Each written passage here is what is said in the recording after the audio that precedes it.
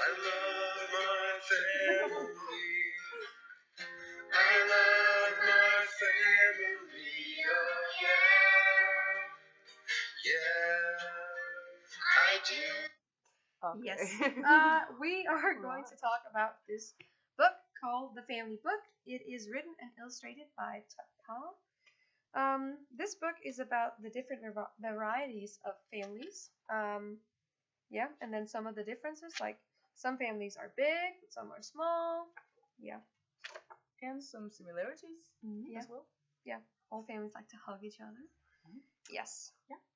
We said it's appropriate for year 1, but could also be used in year 2 or 3. It is relatable for the pupils since everybody has a family. And then it's also a little funny with some of the illustrations, which they like. So yeah, and also the illustrations, they support the text. So some families like to be quiet, and you can see they're quiet, and some families like to be noisy, so they make a lot of noise. Yeah. So this can support the pupils' guessing strategies. Yeah. Yeah. Yes. And the language is relatively simple, but not so simple that they can read it themselves, because they don't really read that much in year 1 yet. But it's relatively simple, and it's good for reading aloud. Yeah. There is a potential for them to develop their intercultural competence, since it talks about that some families don't look like each other and stuff, and then some families adopt a penguin. So you can, it depends on how the teacher chooses to talk about it, but there's possibility to talk about intercultural competence in different countries. But the book doesn't really. It's authentic material, so you don't have to do it. Yeah, it doesn't do it directly, but you can use it as a way there. Exactly. Yeah.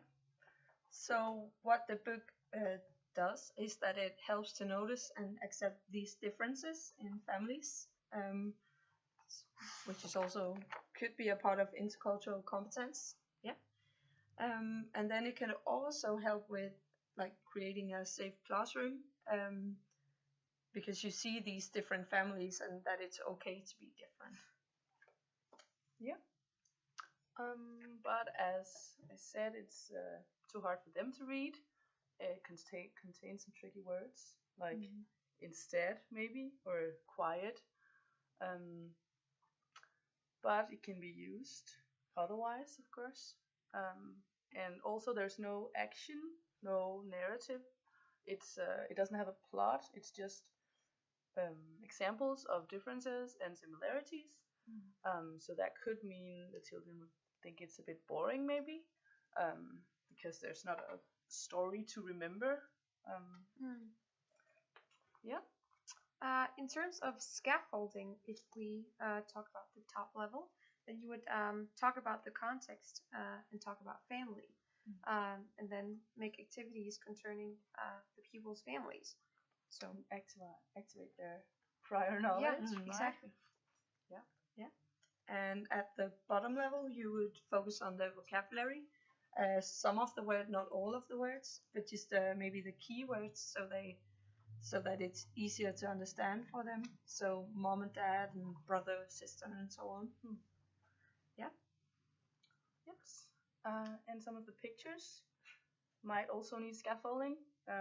This one with 2 moms and 2 dads. Maybe it's not everybody who can see that this is a man, for example. And that it might need a bit of explaining this picture. Yep. Yeah. But the book does have some learning potential.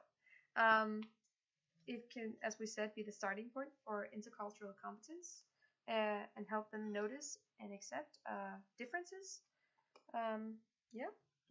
And then the vocabulary is relevant, because it's they can use this vocabulary when they communicate in the real world. So Yeah. So they learn words like family and mom, dad, Mm. brother, so they can Yeah. use them later. And there's a great potential for comparing with the pupils' own families and make it more relatable. Yes. Very well. Book That's talk it. done. So, book talk done. Yes.